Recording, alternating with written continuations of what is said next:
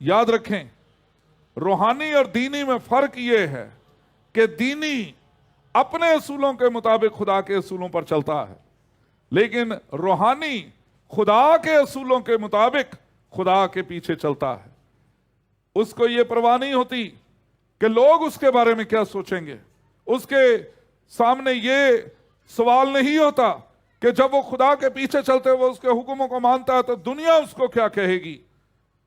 یاد رکھیں خدا کے پیچھے چلنا اتنا آسان کام نہیں ہے، اور شاگردوں کے سامنے یہی دو راستے تھے کہ وہ دینی بن کر اپنے استاد کی تعلیمات کو مانے، یا وہ خدا کے پیچھے اپنے استاد کی تعلیمات کو پورا کرنے کے لیے نکل کھڑے ہوں۔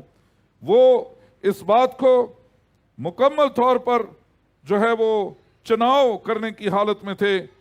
اگر وہ خدا کے پیچھے چلنے کے لیے تیار ہوتے تو یقیناً وہ داؤد کی طرح مقدس زبور نویس کی طرح کہتے، اگر مجھے یقین نہ ہوتا کہ زندوں کی زمین میں خدا کے احسان کو دیکھوں گا تو مجھے غش آ جاتا۔ خداوند کی آس رکھ، مضبوط ہو اور تیرا دل قوی ہو، ہاں خداوند ہی کی آس رکھ۔ ہمارے سامنے بہت سے مقام ایسے آ جاتے ہیں جب ہم خدا کی آس رکھنے کی بجائے ہم اپنی یا لوگوں کی آس میں چل نکلتے ہیں۔ لیکن اس بات کو واضح طور پر میں آپ کے سامنے بیان کرنا چاہتا ہوں کہ جب ہم خداوند کی آس رکھتے ہیں تو 141 میں زبور کی 8ویں آیت میں لکھا ہے، کیونکہ اے مالک خداوند میری آنکھیں تیری طرف ہیں، میرا توکل تجھ پر ہے، میری جان کو بے کس نہ چھوڑ۔ پھر پاگلوں کی طرح، دیوانوں کی طرح جو ہے وہ ہمیں خدا کے پیچھے چلنا پڑتا ہے۔ پھر دنیا ہمارے لیے جو مرضی کہے، دنیا کو سب کچھ کہتا چھوڑ کر صرف اپنے خدا کی بات کو پورا کرنا دیوانگی کو ظاہر کرتا ہے کہ ہم کس طرح سے خدا کے دیوانے ہو جاتے ہیں۔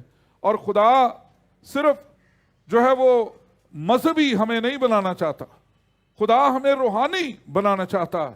اور مسیح کی مرضی بھی یہی تھی کہ اس وقت میں جب ہمیں کوئی سمجھ نہ پا رہا ہو، ہمارے ارد گرد اندھیرے جو ہیں وہ ہمیں گھیرے ہوئے ہوں، وہ زندگی کا مقصد ہمارے سامنے واضح ہی نہ ہو، اور وہ مقصد کسی طور پر ہمیں سامنے دیکھنے نہ دے، اس وقت خدا کا پاک کلام یہ کہتا ہے ہمیں خدا پر توکل کرنا ہے، ہمیں خدا پر بھروسہ کرنا ہے۔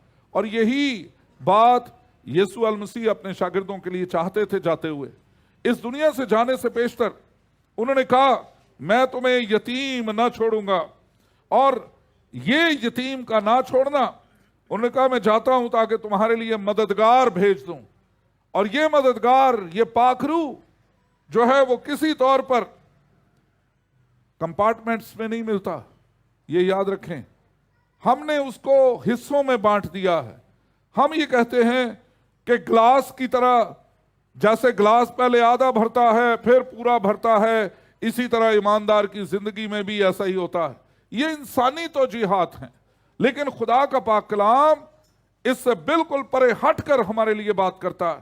وہ کہتا ہے اگر تمہارا بچہ، تمہارا بیٹا تم سے مچھلی مانگے تو کیا تم سانپ دو گے؟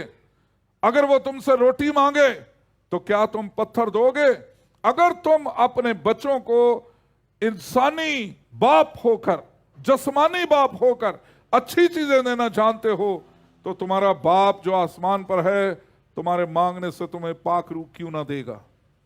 اس لیے آج وہ لوگ جو پاک روح کے لیے گھٹنے رگڑتے ہیں اور ان کو بلیک میل کیا جاتا ہے، آپ یہ کر لیں تو آپ کو پاک روح مل جائے گا، آپ یہ کریں تو پاک روح مل جائے گا، یہ سوائے دھوکہ دہی کے اور کچھ نہیں ہے۔ خدا کا پاک کلام بہت واضح ہے کہ خدا کا پاک روح میراث کے بیانے کے طور پر ایمانداروں کو ملتا ہے جب وہ خداوند یسوع مسیح کو قبول کر لیتے ہیں، کیونکہ خدا کا پاک کلام یہ کہتا ہے جس میں خدا کا پاک روح نہیں، وہ جس میں مسیح کا روح نہیں وہ اس کا نہیں ہے۔ اس لیے یاد رکھیں کہ خدا کا پاک روح ہی میری اور آپ کی حفاظت کر سکتا ہے، اور یہ حفاظت کی یقین دہانی یسوع المسیح نے کی۔ میں جاتا ہوں تاکہ تمہارے لیے مددگار بھیج دوں. یہ مددگار پاک کلام میں لکھا ہے ہم جس طرح سے دعا کرنا چاہیے ہم نہیں کر سکتے، لیکن پاک روح ہماری روحوں کے ساتھ مل کر آہیں بھر بھر کر ہماری شفاعت کرتا ہے. سو اگر یہ میرے اور آپ کے لیے صرف ایک جماعت کا حصہ بننے ہی سے ملتا ہوتا تو پھر میں یہ کہوں گا کہ پینٹیکاسٹلزم اس کی پیدائش 19ویں صدی میں ہوئی ہے. اس سے پہلے کہ جتنے بھی مسیحی ہیں پھر وہ جہنم میں جائیں گے. اور پھر ایک اور سوال بھی ابھرتا ہے، کیا خدا کا پاک روح جو ہے وہ رہنمائی کرنا اس نے بند کر دیا مسیحوں کی، کہ انہیں اس نے بتایا ہی نہیں 1900 سے پیشتر 19ویں صدی سے پیشتر کہ جب تک تم غیر زبانیں نہیں بولو گے تمہیں پاک روح نہیں ملے گا. اس لیے ابہام کا شکار مت ہوئیے، سوالات کی دنیا میں مت جائیے، مسیح کے الفاظ پر یقین کیجئے، کیونکہ پاک کلام یہ کہتا ہے کہ اگر لکھا ہے میرا یقین کرو کہ میں باپ میں ہوں اور باپ مجھ میں، نہیں تو میرے کاموں کے سبب ہی سے میرا یقین کرو. اگر ہم یہ مانتے ہیں کہ یسوع المسیح مردوں کو زندہ کرتا، اگر ہم یہ مانتے ہیں کہ یسوع المسیح پیدائشی جو اندھے ہیں ان کو بینائی دیتا ہے، اگر ہم مانتے ہیں کہ وہ بیمار جو دنیا کی سائنس ان کو ٹھیک نہیں کر پاتی ان کو وہ تندرستی صحت بخشنے والا مسیح ہے، تو پھر اس بات پر بھی یقین کیجئے کہ اس نے مجھے اور آپ کو یہ کہا میں تمہیں یتیم نہ چھوڑوں گا. کیونکہ مسیح جانتے تھے اس بات کو کہ اس وقت کے ربی جب فوت ہو جاتے، استاد فقیہ اساتذہ فوت ہو جاتے تھے تو ان کے شاگردوں کو یتیم کہا جاتا تھا. انہیں کہا جاتا تھا کہ ان کا روحانی باپ مر گیا ہے. لیکن مسیح نے ہمیں یہ بتایا کہ میں آسمان پر جا کر ختم نہیں ہو جاؤں گا. پاک کلام میں اسی لیے اس نے کہا کہ تمہارا دل نہ گھبرائے، تم خدا پر ایمان رکھتے ہو مجھ پر بھی ایمان رکھو، میرے باپ کے گھر میں بہت سے مکان ہیں، اگر نہ ہوتے تو میں تم سے کہہ دیتا، کیونکہ میں جاتا ہوں تاکہ تمہارے لیے جگہ تیار کروں. یسوع المسیح کے یہ الفاظ کہ تم خدا پر ایمان رکھتے ہو مجھ پر بھی ایمان رکھو. یہاں جب ہم زبور نویس کے الفاظ کو دیکھتے ہیں جو ابھی میں نے پڑھے آپ کے لیے کہ میرا توکل تجھ پر ہے مالک خداوند، میری آنکھیں تیری طرف ہیں، تو مسیح یسوع کا کہنا یہ تھا کہ صرف خدا کی مرضی کے مطابق اس پر ایمان رکھنا کافی نہیں ہے، ہمیں مسیح پر ایمان رکھنا، اس کے الفاظ پر ایمان رکھنا بھی بہت ضروری ہے. اور یہ سارے جو دکھ ہیں، یہ ساری تکالیف ہیں، یہ اس قابل نہیں ہے کہ ہمیں مسیح کی محبت سے جدا کر سکیں. میں آپ کے لیے پڑھنا چاہتا ہوں پالوس رسول کی زبانی ان الفاظ کو جو اس نے میرے اور آپ کی تسلی کے لیے لکھے ہیں. رومیوں 8واں باب اور اس کی 32ویں آیت میں لکھا ہے، اس خدا کا ایمان مجھے اور آپ کو اس جگہ قائم کر دیتا ہے جہاں ہم اس کی محبت میں بندھ جاتے ہیں. اور یاد رکھیے گا کہ خداوند کی محبت ہی ہمیں ناقابل برداشت سے برداشت کے قابل ہونے کو لے آتی ہے. وہ چیزیں جو ہمارے لیے ناقابل برداشت ہیں وہ ہمارے لیے برداشت کے زمرے میں اس وقت آ جاتی ہیں جب ہم خدا کی محبت میں بھیگ جاتے ہیں. ہمارے لیے دنیا کی محبت اہم نہیں رہتی بلکہ ہمارے لیے خدا کی محبت اہم ہو جاتی ہے، کیونکہ پاک کلام یہ کہتا ہے کہ خدا نے ہم سے ایسی محبت رکھی کہ اس نے اپنا اکلوتا بیٹا بخش دیا تاکہ جو کوئی اس پر ایمان لائے ہلاک نہ ہو بلکہ ہمیشہ کی زندگی پائے. اس لیے خدا کی محبت ہمارے لیے پالوس رسول یہ بیان کرتے ہیں، جس نے اپنے بیٹے ہی کو دریغ نہ کیا بلکہ ہم سب کی خاطر اسے حوالے کر دیا، وہ اس کے ساتھ اور سب چیزیں بھی ہمیں کس طرح نہ بخشے گا۔ یقین میں رہنے کی ضرورت ہے، ایمان میں کھڑے رہنے کی ضرورت ہے۔ بہت سے لوگ یہ سوال کرتے ہیں کہ معلوم نہیں خداوند کب آئے، ہمارے لیے معلوم نہیں قیامت کب آئے، ہمارے لیے یہ وعدے معلوم نہیں کب پورے ہوں۔ لیکن یہ یاد رکھیں، جیسی دیر خدا کا پاک کلام یہ کہتا ہے تم سمجھتے ہو ویسی دیر وہ نہیں کرے گا، وہ ناگہان آموجود ہوگا۔ اس کے آنے کے وعدے ہمارے ساتھ ہیں، اور اس کا وعدہ، وہ تصویر جو خداوند نے خدا کی پیش کی ہے، اس تصویر کو ہمیں جاننے اور سمجھنے کی ضرورت ہے۔ جیسے میں باپ میں ہوں ویسے ہی تم مجھ میں ہو، جس طرح میں اور باپ ایک ہیں ویسے ہی تم بھی ایک ہو۔ یہ خدا کے وعدے ہیں۔ خدا یسوع المسیح نے کہا تمہارا دل نہ گھبرائے۔ اگر یسوع المسیح کے آنے میں دیر ہے تو مجھے اور آپ کو گھبرانے کی ضرورت نہیں ہے، مجھے اور آپ کو اس کا یقین کرنے کی ضرورت ہے۔ اور یہاں اس لفظ پر بھی آنا چاہتا ہوں، میرے باپ کے گھر میں بہت سے مکان ہیں۔ باپ کے گھر سے مراد آسمان ہے۔ میں نے پچھلے بھی لیکچرز میں آسمان کے متعلق بہت کچھ کہا ہے، لیکن آج کچھ اور جو چیزیں ہیں وہ بھی آپ کو بیان کرنا چاہتا ہوں۔ یہاں جو آسمان کے لیے لفظ خدا نے استعمال کیا ہے رہنے کے لیے، آسمان کی رہائش گاہوں کے بارے میں، مکان کے بارے میں، اس لفظ کو تین طرح سے دیکھا جا سکتا ہے۔ پہلی بات، یہودی طرز فکر یہ تھا کہ برکت کے مختلف درجے ہیں، خدا کی نزدیکی کے دوسرے معنوں میں مختلف درجے ہیں۔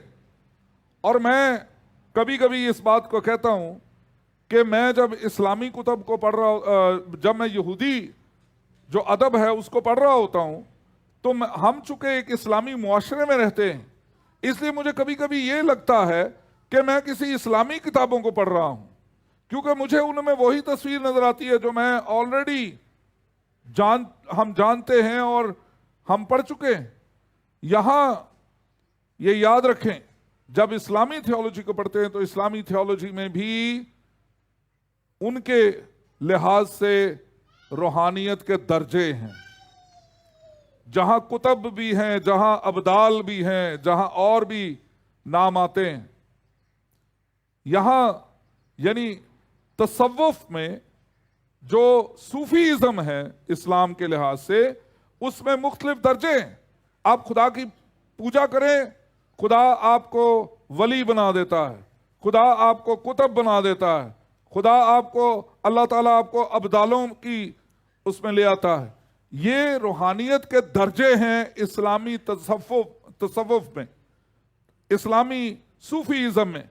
لیکن جب ہم یہودی طرز فکر کو پڑھتے ہیں تو یہودی طرز فکر بھی یہی کہتا ہے کہ روحانیت میں، خدا کی برکتوں میں، خدا کے جو ہے جزا کے تصور میں، اس دنیا میں مختلف مدارج ہیں، مختلف درجے ہیں جن پر خدا ہمیں فائز کرتا ہے۔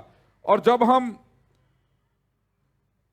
ہنوک کی کتاب کو پڑھتے ہیں، ہنوک کی کتاب آج کل بہت دنیا میں جو ہے وہ لوگ پڑھنے کی طرف متوجہ ہو رہے ہیں، لیکن یاد رکھیں ہنوک کی کتاب اور دوسرے ادب کی جتنی کتابیں یہودیت میں موجود ہیں، یہ بائبل کا متبادل نہیں ہے۔ ہم انہیں بائبل کا جو الہام ہے اس کے درجے پر کبھی نہیں لا سکتے۔ اس لیے میں صرف کچھ چیزوں کو واضح کرنے کے لیے ضرور ان کا حوالہ دیتا ہوں۔ یہودی یہ کہتے ہیں کہ جب ہم اس دنیا میں پاکیزگی کی زندگی بسر کرتے ہوں، جب ہم مومنین ہوں، مومن کی زندگی بسر کرتے ہوں، میں موجودہ ان الفاظ کو اس لیے بیان کر رہا ہوں تاکہ آپ اردو کے معنوں کو زیادہ اچھے طریقے سے سمجھ سکتے ہیں. مومن یا ایماندار کی زندگی بسر کرتے ہیں تو خدا آپ کو جزا کے لیے مختلف درجوں میں لاتا ہے، اور یہ درجے جو ہیں وہ ہنوک کی کتاب کے مطابق وہاں لکھا ہے کہ آنے والی دنیا میں نیک لوگوں کے لیے بہت سے علیحدہ علیحدہ مکان رکھے گئے ہیں. There are many mansions prepared for the believers. جہاں اچھے لوگوں کے لیے اچھے مکان اور برے لوگوں کے لیے جو ہیں برے مکان ہوں گے. یہاں جس طرح سے کسی نے زندگی دنیا میں گزاری ہوگی، ہنوک کی کتاب یہ کہتی ہے کہ اسی طرح کا اسے وہاں پر مقام ملے گا. لیکن میرے عزیزو، یہاں یہ بات میں بھی بتانا چاہتا ہوں کہ یہودی طرز فکر یہ ہے، لیکن یونانی طرز فکر یسوع المسیح کے دور میں، جب یسوع المسیح یہ کہہ رہے تھے کہ میرے باپ کے گھر میں بہت سے مکان ہیں جانے سے پیشتر، وہ اپنی اس حالت کے بارے میں بتا رہے تھے جو وہاں پر ہوگی. تو یسوع المسیح کے نزدیک یہودی طرز فکر بھی موجود تھا اور یونانی طرز فکر بھی موجود تھا، کیونکہ وہاں یونانی معاشرہ قائم تھا. جس طرح سے ہم یہاں رہتے مشرق میں ہیں لیکن چلتے مغرب کے پیچھے ہیں، اسی طرح سے وہاں بھی رہتے فلسطین میں تھے لیکن یونانی تہذیب کے پیچھے چلتے تھے. تو لوگوں کے درمیان یہودیت کے خیالات بھی موجود تھے اور یونانی تہذیب بھی موجود تھی. یہودی یہ خیال کرتے تھے کہ اس دنیا میں جیسی زندگی ہم بسر کرتے ہیں اس کے مختلف درجے ہیں، اور یونانی خیال کرتے تھے کہ یہاں اس دنیا میں آسمان تک جانے سے پیشتر ایک پروگرس ہے، ایک درجہ بدرجہ سفر ہے، اور خدا ہمیں جنت میں لے جانے سے پہلے ہمیں تیار کرتا ہے جنت کے لیے. یہیں سے یہ تصور بہت سے مسیحی علم الہی کے جاننے والوں نے بھی لیا ہے، جس میں انہوں نے اس دنیا سے لے کر آخرت تک یسوع مسیح کے آسمان پر جانے کے وعدے تک مختلف سوچوں کو ہمیں دیا ہے. اور لوگ یہ سوچتے ہیں کہ یہاں ہمارے اعمال ہی ہمیں خدا کے گھر تک لے جانے کا باعث ہوں گے. اورگین ایک بہت بڑا خدا کا خادم تھا، تھیولوجین تھا اور ابتدائی مسیحوں میں سے ایک تھا.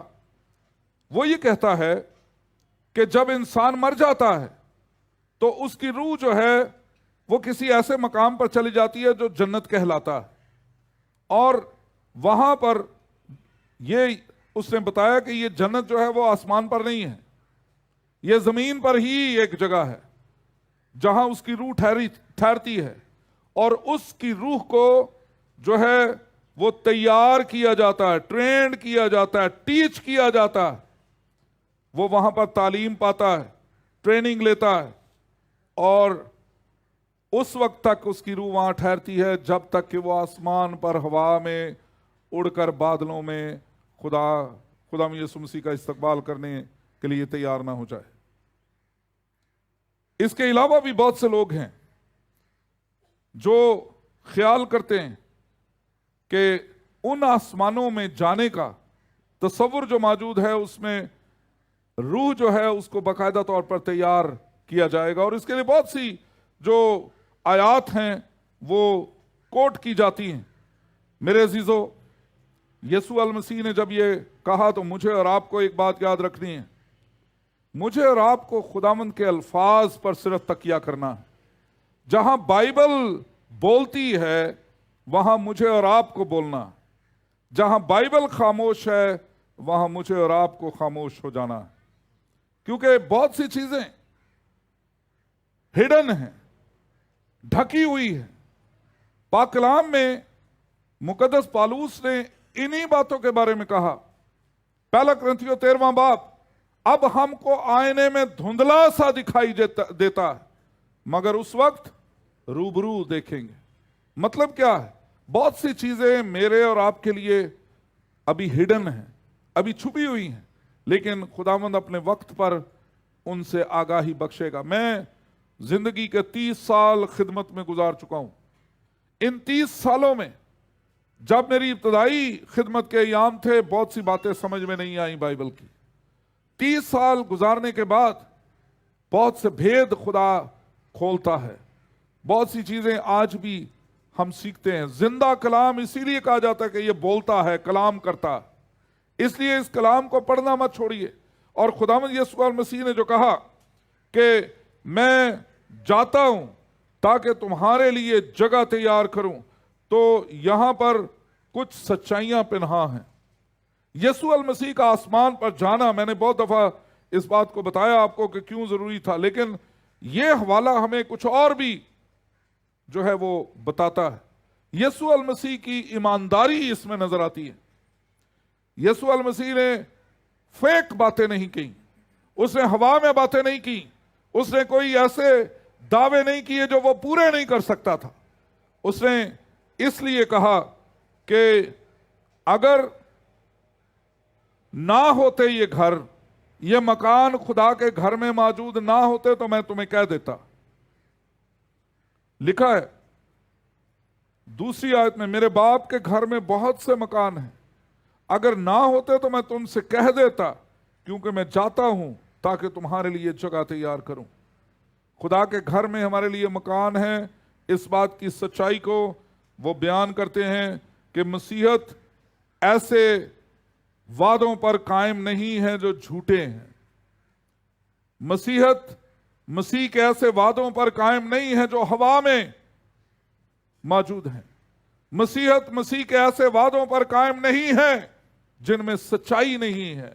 अगर यीशु मसीह ने कहा कि राह, हक और जिंदगी मैं हूं, तो इसका मतलब यह था कि यीशु मसीह ये कहना चाहते थे कि मैं ही वो राह हूं जिस पर चलकर तुम बाप के घर में उन मौजूद मकानों तक पहुंच सकते हो।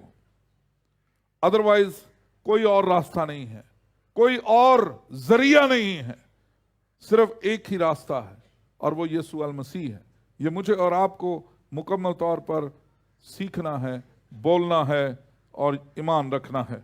इसलिए यहां पर जब खुदावंद यीशु मसीह ने यह बताया तो उन्हें यह भी बताया, जब हम यीशु मसीह की तालीमात को देखते हैं तो यीशु मसीह की तालीमात लूका की इंजील में अगर हम देखें तो लूका की इंजील उसका 9वां बाब और उसकी 57वीं और 58वीं आयत ये कहती है, यीशु ने उससे कहा, जब वो राह में चले जाते थे तो किसी ने उससे कहा, जहां कहीं तू जाएगा मैं तेरे पीछे चलूंगा। यीशु मसीह ने कहा, लूमड़ियों के भट्ट होते हैं और हवा के परिंदों के घोंसले, मगर इब्ने आदम के लिए सर धरने की भी जगह नहीं। मतलब क्या था कि मसीही होते हुए हम दुनिया के ऐशो आराम और दुनिया की तमाम सहूलियात को अपना मतमा नजर न बनाएं। मसीहत में, मसीही तालीम पर चलने में कोई ऐसी बात हमें नहीं मिल सकती जो हमें याशी के दुनिया में ले जाए। याद रखें, मसीहत का कलमा पढ़ने में दौलत नहीं मिलती, मसीहत का कलमा पढ़ने से सहूलियात नहीं मिलती, मसीहत का कलमा पढ़ने से दुनिया आपकी सुनहरी नहीं हो जाती। अगर ऐसा होता, अगर मसीहत के रास्ते में फूलों का बिस्तर होता तो सबसे ज्यादा रश चर्च के दरवाजे पर होता, सबसे ज्यादा रश मसीह के पीछे चलने वालों का होता। मसीहत में तो मसीही घरानों में पैदा होने वाले लोग भी मसीही कई दफा नहीं होते, मसीह पर ईमान रखने वाले नहीं होते। याद रखें, मसीहत बजाते खुद अकलियत में अकलियत है। हम मसीह घर में पैदा हो जाएं, इसका यह मतलब नहीं है कि हम मसीही भी हैं, ईमानदार भी हैं।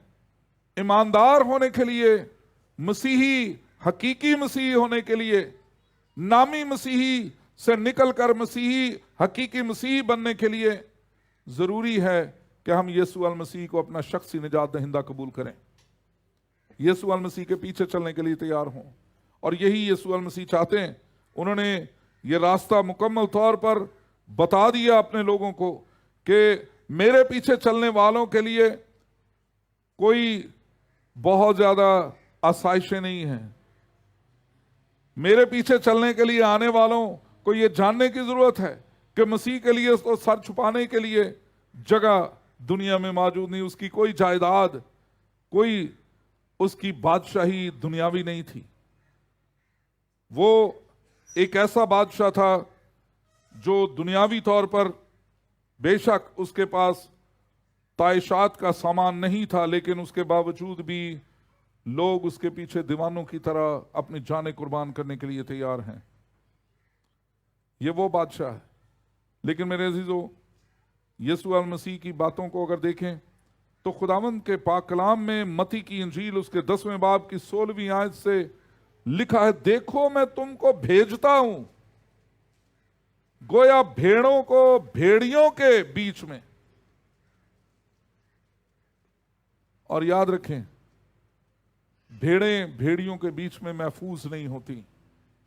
उन्हें हर वक्त अपने चरवाहे की जरूरत होती है, उस चरवाहे की जिसके लिए पाक कलाम ये कहता है 23वें ज़बूर में, तेरे असा और तेरी लाठी से मुझे तसल्ली है। अगर मुझे और आपको इस दुनिया की मुख्तलिफ तालीमात से जो हमें कलाम से दूर ले जाती हैं कोई बचा सकता है, तो वो खुदावंद का पाक रूह है जो कलाम के मुताबिक हमें रखता है। इसलिए यीशु अल मसीह ने कहा, बाप पर ईमान रखते हो, मुझ पर भी ईमान रखो। मेरे बाप के घर में बहुत से मकान हैं, अगर ना होते तो मैं तुम्हें कह देता। यीशु अल मसीह ने तरीकेकार के बारे में बताया। पहली बात, उसने अपनी सच्चाई के बारे में बताया। उसने अपनी जो है वो ऑनेस्टी हमें यीशु अल मसीह की नजर आती है। दूसरी बात, यीशु अल मसीह का तरीकेकार नजर आता है, काम करने का अंदाज नजर आता है। वो इस दुनिया में रहकर आम दुनिया के रहनुमाओं की तरह मर नहीं गया। आम दुनिया के रहनुमाओं की मानद अपने पीछे चलने वालों को उनकी अपनी जद्दोजहद में नहीं छोड़ गया। उसने कहा कि मैं जाता हूं ताकि वापस आकर तुम्हें ले लूं। जब मकान तामीर हो जाते हैं तो फिर लिखा 30वीं आयत में, और अगर मैं जाकर तुम्हारे लिए जगह तैयार करूं तो फिर आकर तुम्हें अपने साथ ले लूं, ताकि जहां मैं हूं वहां तुम भी हो। यीशु अल मसीह का आसमान पर जाना मेरे और आपके लिए जगह तैयार करना प्रोसेस है। एक मेरे और आपको उस जगह के लिए तैयार करना है। और यस पाक कलाम के मुताबिक सबसे जो बड़ी चीज, सबसे जो गहरा ख्याल नए ऐदनामे का हमें मिलता है, वो ख्याल है यीशु अल मसीह की पैरवी करना, यीशु अल मसीह के पीछे चलना। पाक कलाम में लिखा है, जो मेरे पीछे आना चाहे वो अपनी सलीब उठाए और मेरे पीछे हो ले। और पाक कलाम में सलीब की तारीफ मुकद्दस पालूस ये कहकर करते हैं कि मैंने अपने जिस्म को उसकी ख्वाहिशों और उसकी रगबतों समेत सलीब पर खींच दिया। हमारा जिस्म बहुत सी ख्वाहिशात मांगता है, बहुत आसानियां मांगता है। हम आसान आसान जो है वो जगहों पर जाना चाहते हैं, ऐसे चर्चेज में जाना चाहते हैं जहां पर मोहब्बत का पैगाम सिर्फ सुनाया जाए। हम कभी भी जो है वो सीधा सीधा स्ट्रेट फॉरवर्ड कलाम सुनने के लिए कई दफा तैयार नहीं होते। वहां हम जाकर कहते हैं, पादरी साहब हमें सुना सुना कर कलाम सुनाते हैं, हमें टारगेट करते हैं। याद रखें, ये टारगेट अगर आपको किया जाता है तो ये खुदा का पाक रूह करता है। کسی انسان کے بس کی بات نہیں ہے آپ کو ٹارگٹ کرنا. اور اگر خدا کا پاک روح آپ کو ٹارگٹ کر کے کوئی بات آپ سے کہتا ہے تو آپ کو شکر گزاری کرنے کی ضرورت ہے کہ خدا آپ سے بات کر رہا ہے. ملاکی سے لے کر متی تک 450 سال کا عرصہ نبوت کی خاموشی کا عرصہ ہے، جہاں چلاتے رہے لوگ خدا کے سامنے، ہم سے بات کر، ہم سے بول.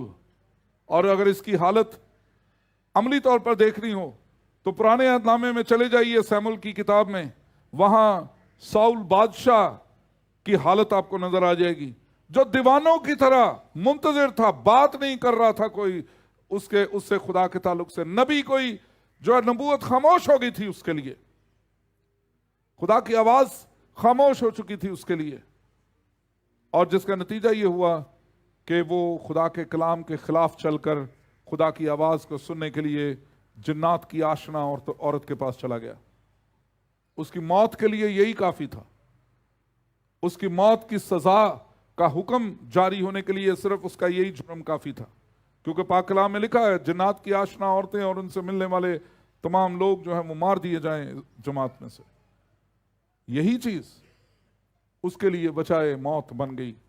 میرے عزیزو، جب خدا کی آواز خاموش ہو جاتی ہے تو پھر میرے اور آپ کے لیے لمحہ فکریہ ہے.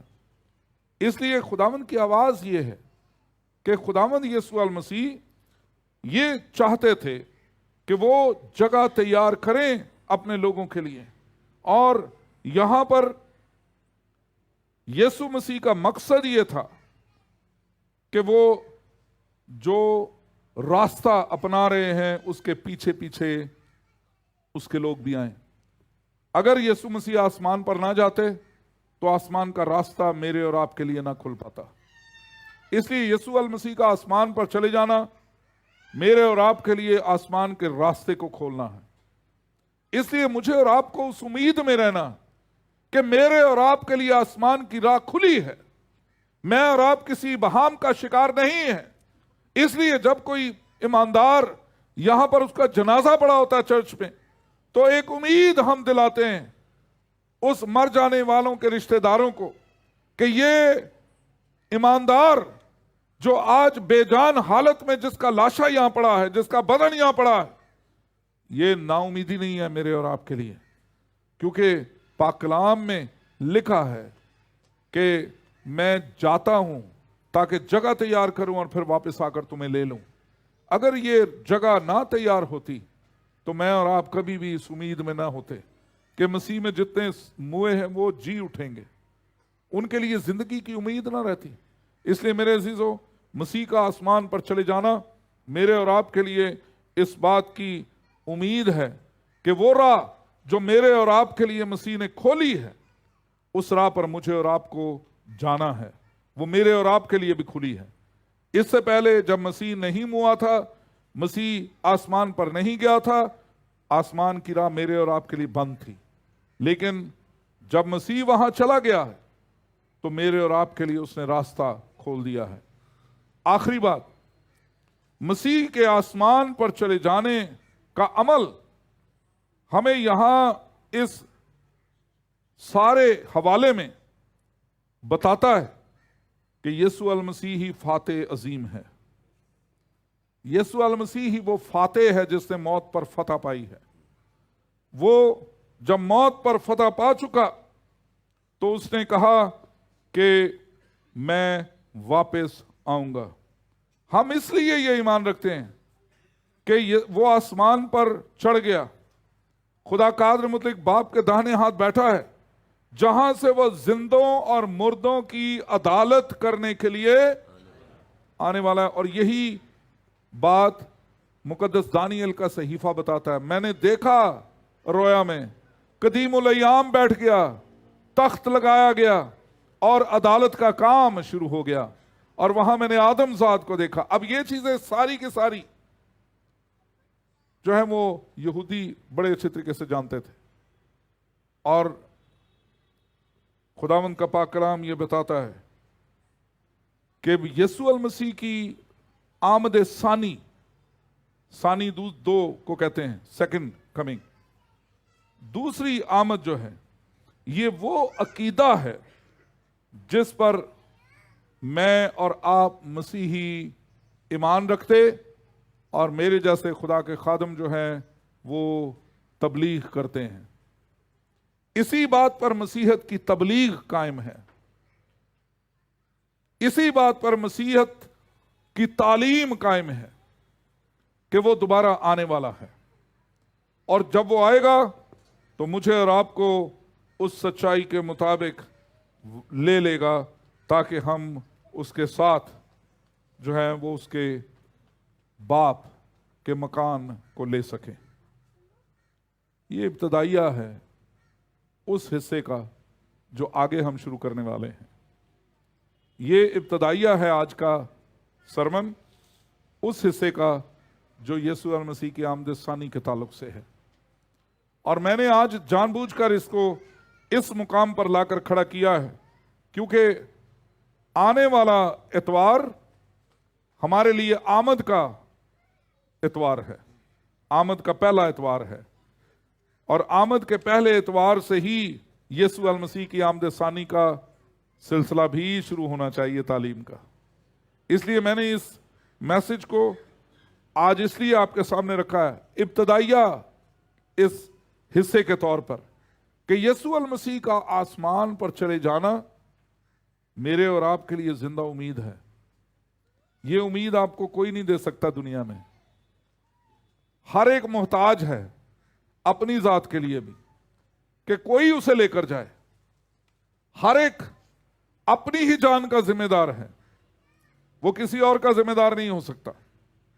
और ये कहीं भी कोई भी किताब खोलकर देख लीजिए, आप किसी भी मजहब की किताब को खोलकर देख लें, कोई भी मजहब का रहनुमा आपको ये उम्मीद नहीं देता कि मैं जाता हूं ताकि तुम्हारे लिए जगह तैयार करूं, और जब जगह तैयार हो जाए तो मैं वापस आकर तुम्हें ले लूं। ये उम्मीद कोई और नहीं दिलाएगा। ये उम्मीद सिर्फ एक ही जात ने दी है, और एक ही जात दे सकती है जिसका नाम यीशु अल मसीह है।